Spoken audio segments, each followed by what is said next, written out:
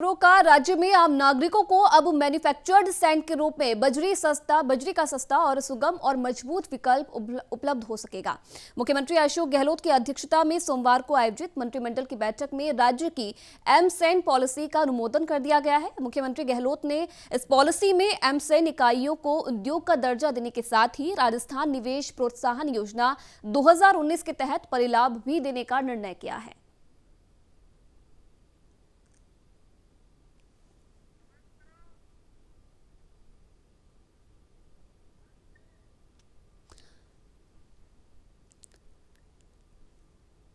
तो आपको बता दें कि एमसैंड नीति का लोकार्पण मुख्यमंत्री अशोक गहलोत के द्वारा किया गया, जिसमें राज्य में बजरी का विकल्प करने की कवायद अब सरकार की तरफ से की जा रही है।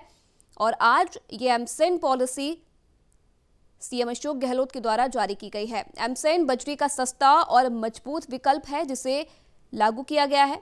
इकाइयों को लेकर जल्द स्वीकृति भी जारी होगी।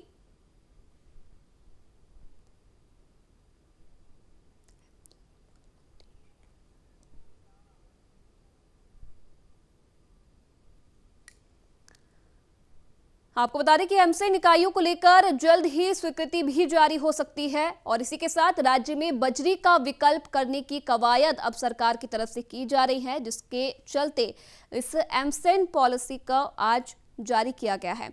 बजरी का मजबूत विकल्प इसे माना जा रहा है।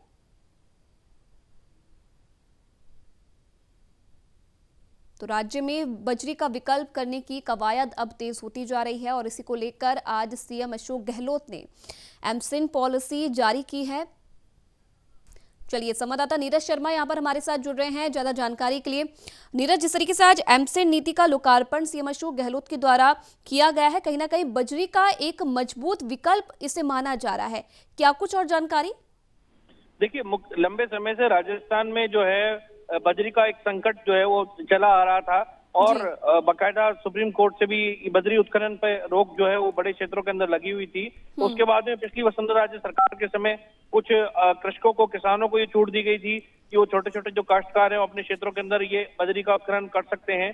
लेकिन एक लंबी समस्या ये थी कि बनास की बजरी की बात करें या फिर अन्य जिलों की बात करें, उत्खनन बजरी का जब होता है तो पर्यावरण को नुकसान पहुंचता है। नदियों के जो तले जो हैं वो काफी नीचे चले जाते हैं और पानी जो है वो उसका संकट जो है नदियों के अंदर हो जाता है और रिसाव की समस्या भी आती है। तो लंबे समय से राजस्थान में एम सैंड नीति के बारे में विचार विमर्श चल रहा था।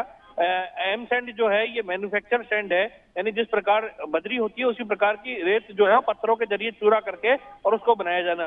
तो इस पर विचार विमर्श चल रहा था और मुख्यमंत्री अशोक गहलोत ने आज इस एम सैंड नीति को जारी कर दिया है और मुख्यमंत्री ने ट्वीट भी करके कहा है कि लंबे समय से इस एम सैंड नीति को लेकर विचार चल रहा था, लेकिन मुझे खुशी है कि आज हम इसका लोकार्पण हमने कर दिया है और यह नीति जो है पूरी प्रक्रिया में गेम चेंजर साबित हो सकती है। पर्यावरण संरक्षण की दिशा में यह बड़ा कदम होगा, साथ ही रोजगार की दृष्टि से भी ऐतिहासिक कदम होगा। ये मुख्यमंत्री अशोक गहलोत ने बात कही, यानी पर्यावरण संरक्षण, दूसरा रोजगार। जब क्रशर लगेंगे और उसके माध्यम से जो है ये एम सैंड बनाई जाएगी तो निश्चित रूप से रोजगार में भी वृद्धि होगी और बजरी की समस्या जो लोग झेल रहे थे, खासतौर पर जो कंस्ट्रक्शन का सेक्टर था, वहाँ बजरी की समस्या, लंबे समय से बजरी की समस्या आ रही थी, वो समस्या अब दूर हो पाएगी। तो निश्चित रूप से काम भी बढ़ेगा और दूसरा आर्थिक रूप से जो बोझ आ रहा था लोगों पे, क्योंकि बजरी बहुत ज्यादा महंगी हो चुकी थी। एक ट्रक जो है 80-90 हजार का ट्रक मिल रहा था, अब वो सस्ती बजरी जो है वो अपना आवास का सपना लेने वाले लोगों को साकार हो सकेगा। जी,